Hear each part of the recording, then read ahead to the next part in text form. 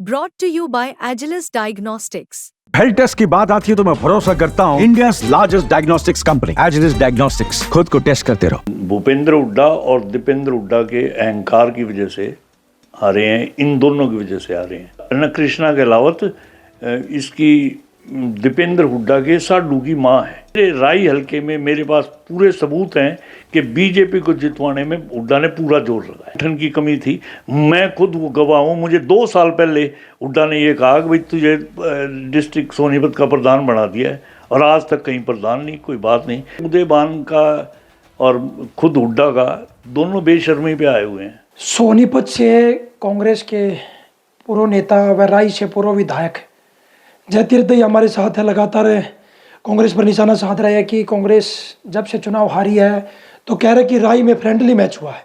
दया साहब, ये friendly match की क्या परिभाषा कह रहे हो लगातार कि राई में फ्रेंडली मैच हुआ है? कांग्रेस हार गई, बीजेपी जीत गई, बीजेपी ने अपनी सरकार बना ली है। देखिए पवन जी, इस बात में तो कोई शक नहीं कि ये इलेक्शन भूपेंद्र हुड्डा और दीपेंद्र हुड्डा के अहंकार की वजह से आ रहे हैं, इन दोनों की वजह से आ रहे हैं। जहाँ तक राई हल्के की बात है, राई हल्के में श्रीमती कृष्णा गहलावत को टिकट दिलवा के, आपको शायद जानकारी ना हो, श्रीमती कृष्णा गहलावत इसकी दीपेंद्र हुड्डा के साडू की माँ है। समीर जो है वो समीर गहलावत दीपेंद्र हुड्डा का साडू लगता है, और ये हकीकत है। और वो क्लेम भी करते हैं कि दोनों टिकटें हमारी मर्जी से आई हैं। जय भगवान को टिकट ज्योति मिर्दा जो इसकी साली है दीपेंद्र की, वो खुलेआम उसने क्लेम किया कि ये दोनों टिकटें मैं दिलवा के लाई हूँ। तो ये यहाँ इस हलके में, मेरे राई हलके में मेरे पास पूरे सबूत हैं कि बीजेपी को जितवाने में हुड्डा ने पूरा जोर लगाया। कई सीटों पर ये हकीकत है, लोग कहते हैं कि कई सीटों पर कांग्रेस को इन बाबू बेटे ने हरवाया। कांग्रेस को हरवाना वो अलग बात है, यहाँ तो स्पेशल बीजेपी से मिलके बीजेपी कैंडिडेट को जितवाया है। अब आप कह रहे हो कि बीजेपी को जितवाया है। कृष्णा गहलावत राय से चुनाव लड़ रही थी, भूपेंद्र हुड्डा प्रचार प्रसार में क्यों नहीं पहुंचे थे यहाँ पर? दीपेंद्र हुड्डा भी एक दिन का दौरा करके चले गए थे राय हल्के में। वही तो मैं कह रहा हूँ कि वो भूपेंद्र हुड्डा क्यों नहीं आए राई हल्के में, जबकि बराबर का हल्का जो गन्नौर है, जहाँ से कुलदीप शर्मा इलेक्शन लड़ रहे थे, वहाँ राज बब्बर भी आया, राहुल गांधी भी आया, और दीपेंद्र हुड्डा और भूपेंद्र हुड्डा ने वहाँ कम से कम भी 10 चक्कर लगाए, एक एक गांव में गए। यहाँ क्यों नहीं आया भूपेंद्र हुड्डा? वो क्लियरली शो करता है कि वो बीजेपी से मिला हुआ था, और बीजेपी से मिल के कृष्णा गहलावत को जितवाया। अब शमशेर सिंह गोगी भी कांग्रेस के पूर्व नेता हैं, नेता तो अब भी हैं पर पूर्व विधायक हैं। हाँ, पूर्व विधायक मेरे साथ। वो भी लगातार के भूपेंद्र हुड्डा दीपेंद्र हुड्डा पे कटाक्ष कर रहे हैं कि कांग्रेस को हरवाने का काम किया है। कांग्रेस में एकजुट नहीं दिखाई दी कहीं भी, ना शैलजा, ना भूपेंद्र हुड्डा, ना सुरजेवाला कहीं एक मंच पर नहीं दिखाई दिए कहीं भी। हाँ, शमशेर गोगी मेरे साथी रहे हैं, यूथ कांग्रेस में हम इकट्ठे थे, और बड़े समझदार नेता हैं, और उनका जो कहना है वो गलत नहीं है। मैं वही बात मैं कह रहा हूँ कि ये दोनों बाबू बेटा, कांग्रेस जो आ रही है दोनों बाबू बेटा की वजह से आ रही है। और अब अगर उसको लीडर ऑफ द अपोजिशन या हुड्डा को और कोई पद दिया जाता है तो कांग्रेस का भट्ठा बैठ जाएगा। हारे हुए पहलवान को कंधे पे बिठाना कोई शोभा नहीं देता कांग्रेस के लिए भी। और विधायक तो ज़्यादातर विधायकों की संख्या की बात करें तो भूपेंद्र हुड्डा के ज़्यादा विधायक हैं, वो इसीलिए अभी तक विपक्ष का नेता नहीं बना पा रहे हैं अपना। वो हैं अभी तक, लेकिन आप देखना 6 महीने के अंदर एक भी एमएलए साथ नहीं रहेगा, सब इसकी बेईमानी की वजह से। मुझे अब इसके अहंकार, बाबू बेटे के अहंकार, और जैसे ये कहते हैं कि संगठन की कमी थी, मैं खुद वो गवाह हूँ। मुझे 2 साल पहले हुड्डा ने ये कहा कि भाई तुझे डिस्ट्रिक्ट सोनीपत का प्रधान बना दिया है, और आज तक कहीं प्रधान नहीं, कोई बात नहीं। एक इस लेवल का आदमी झूठ बोल ले और लोगों को बरगलाए तो आप उससे क्या उम्मीद कर सकते हो? पार्टी कब तक चलेगी? कब तक ये एमएलए साथ रहेंगे? यूँ झूठ बोल बोल के आप कब तक रख सकते हो? ये साहब काफ़ी लंबे टाइम आपका राजनीति में हुआ है। आपकी बार चुनाव में बड़े बड़े परिवारों के दिग्गज चुनाव हार गए।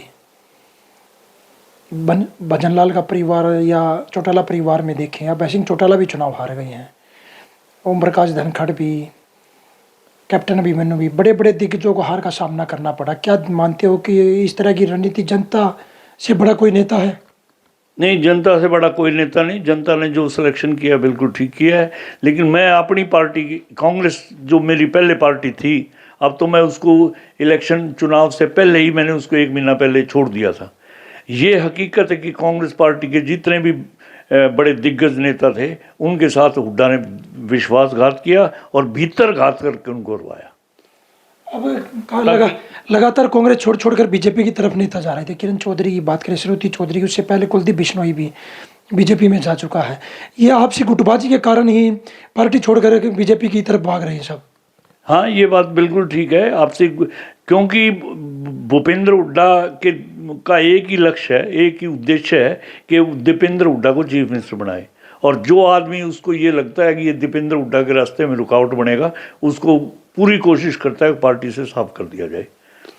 अब आगे क्या मानते हो, भूपेंद्र हुड्डा, दीपेंद्र हुड्डा क्या कभी हरियाणा में कुछ कर पाएंगे? मेरा जहाँ तक आइडिया है, भूपेंद्र हुड्डा एक ख़त्म कहानी की बात है, एक गई हुई कहानी है। उसका बार बार बल्कि अब जिक्र करना भी हमें शर्म आती है। अब बीजेपी लगातार कह रही थी, नायब सैनी मुख्यमंत्री हैं चुनाव के दौरान, कि बीजेपी प्रदेश में सरकार बनाएगी। उधर से मोहनलाल बड़ोली भी कह रहे थे कि बीजेपी बहुमत से सरकार बनाएगी, और बहुमत से सरकार बना ली अब तो। नहीं, मैं यही तो कह रहा हूँ। जब नायब सिंह सैनी को अमित शाह ने मुख्यमंत्री डिक्लेयर किया, उसी दिन इसकी आंख क्यों नहीं खुली? अहंकार की वजह से आंख बंद थी। उसी वक्त हुड्डा को क्यों नहीं समझ में आया कि ये कौन सी गेम खेलना चाहती है बीजेपी? बीजेपी ने बैकवर्ड और गैर जाट की सियासत शुरू करी और हुड्डा की आंख नहीं खुली। हुड्डा अपने अहंकार के उसमें चूर था, उसको चीफ मिनिस्ट्री दिख रही थी, वो सोच रहा था चीफ मिनिस्टर बना बैठा है। उसने एक बात पर ध्यान नहीं दिया कि खुद हमेशा जब वो इस पॉलिटिक्स से जीतता था, उसने देवीलाल जैसे लीडर को इस बात पे हराया था, जाट गैर जाट वाली पॉलिटिक्स पे, और अपनी बारी में आंख बंद हो गई और उसने ये सारा नाश कर दिया, सारी पार्टी का भट्ठा बिठाया। बाबू बेटा ने सिर्फ यही अहंकार के नशे में सरकार बनी नहीं, सीएम बनने चल पड़े थे। सीएम चल पड़े, पहले ही सीएम बन गए थे। वो किरण चौधरी का ये कहना कि दोनों बाबू बेटा सीएम बन के सोते थे, सपने लेते थे सीएम के, सोते ही सीएम बन के थे, तो ये बात बिल्कुल दुरुस्त है। इनके घमंड इतना हो गया था कि ये आदमी को आदमी नहीं समझते थे।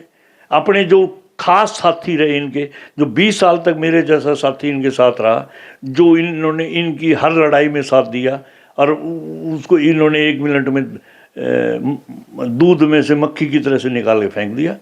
अब प्रदेश में बीजेपी की सरकार है, किसान पराली जलाता है तो जुर्माना होता है, मामला दर्ज कर लिया जाता है। अब बड़ौदा का कोला गांव है, जहां पर किसान इंडियन ऑयल की पाइपलाइन बिछनी है, उसके मुआवजे को लेकर लगातार प्रदर्शन कर रहे हैं। प्रशासन ने लाठीचार्ज भी किया है, उसको किस तरह देख रहे हो आप? नहीं, मैं तो ये किसानों पर, ये एक किसान ने इस बात पर आंदोलन भी कर चुके हैं, और किसानों पर ये एक नाजायज़ एक आरोप है। पराली का जब तक सरकार को खुद इंतजाम नहीं करती, पराली ना जलाए किसान, तो उसके पास क्या चारा है? 15 दिन के अंदर उसने नई फसल बोनी है, 15 दिन सरकार को इंतजाम तो करती नहीं, और उस पर उस जुर्माना टेकना या उस पर FIR दर्ज करना बिल्कुल नाजायज़ है, और ये नाइंसाफ़ी है। DAP खाद को लेकर लगातार किसान परेशान हैं, लाइनों में लगे हुए, आकार मचा हुआ है, महिलाओं भी लाइनों में लगी हुई हैं, फिर भी DAP की पूर्ति पूरी नहीं कर पा रही सरकार। उधर से मुख्यमंत्री कहते हैं कि किसानों के लिए किसी प्रकार की कोई कमी नहीं है।